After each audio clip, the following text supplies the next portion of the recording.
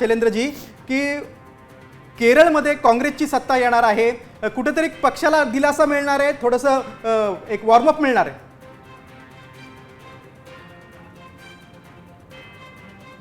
नाही, प्रश्नच नाही. मी मगाशीच म्हणालो की काँग्रेसचं अभिनंदन केलं पाहिजे आणि त्याचा राजकीय अर्थ मी सांगितला मगाशी, तो पुन्हा सांगतो की काँग्रेस तिथे सत्तेवर येत आहे. केरळमध्ये के करुणाकरन यांच्यासारखा नेता होता पूर्वी की जो 42च्या आंदोलनापासून, म्हणजे नरसिंहरावांचे समवयस्क होते ते आणि खूप मोठे नेते होते. म्हणजे केरळमध्ये काँग्रेस काही शून्य नव्हती. केरळमध्ये काँग्रेस होता आणि कम्युनिस्ट होते. पण या निकालाचा अन्वयार्थ काय काढायचा, तर पश्चिम बंगालमध्ये कम्युनिस्टांची राजवट 2011 साली संपुष्टात आली.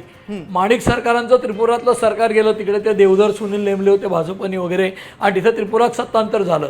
आज शेवटचं राज्य केरळ होतं की ज्या एकाच राज्यात कम्युनिस्टांची राजवट होती आणि ते राज्य आज काँग्रेस जिंकत असेल तर काँग्रेसचं अभिनंदन करायलाच पाहिजे.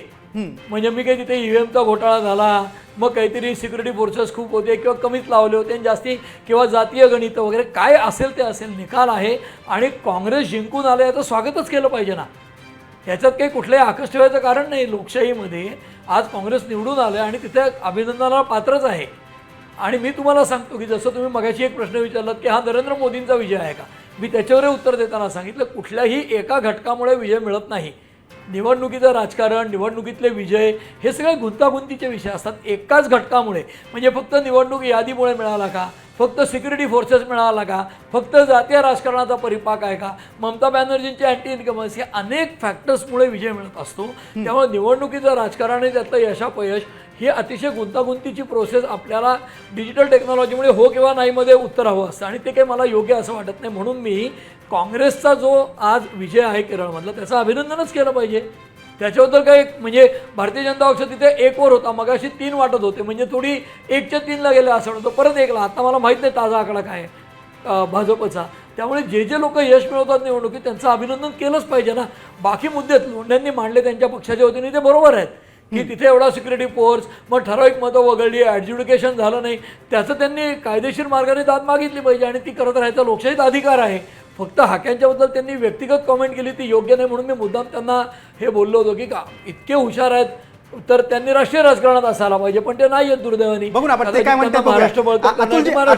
मी तुमच्याकडे येतो, त्यामुळे त्याच्यावर कॉमेंट काय करणार. शैलेंद्रजी यांच्या उत्तराला तुम्हाला बोलावंच लागेल. दुसरं म्हणजे केरळमध्ये आता तुमची सत्ता येते, 4 वाजता पत्रकार परिषद देखील आहे काँग्रेसच्या नेत्यांची. कसं बघता तुम्ही या काँग्रेसच्या यशाकडे? नाही, शैलेंद्रजी काय बोलले मला ऐकू नाही आलं, ऐकूच येत नव्हतं. काय म्हणले ते? शैलेंद्रजी बोलले की तुम्ही UPSC क्रॅक केलेली आहे आणि तुम्ही जो हाकेंना आता सल्ला दिला, मगाशी बोललात की हाकेजी तुम्ही इथं तुम्ही शैलेंद्रजी तुम्ही सांगा मगाशी तुम्ही काय बोललात ते. मगाचं तुमचं उत्तर त्यांना ऐकायला गेलं नाही. ऐकू येत आहे का? त्यांचं ऐकू येत नाही मला तिकडनं. त्यांचं ऐकू येत नाही मला तिकडनं. बोला बोला शैलेंद्रजी बोला. मग ते मगाशी ऑडिओ त्यांना ऐकवा ना, मी बोललेलं ऐकूच येत नाही त्यांना. अरे ऐकू येत नाहीये त्यांना हाकेंना माझं.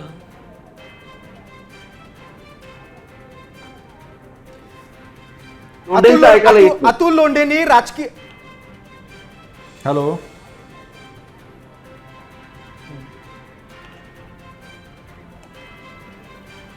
हे बघा गिरीशजी, व्यक्तिगत आरोप प्रत्यारोप करणं योग्य नाही.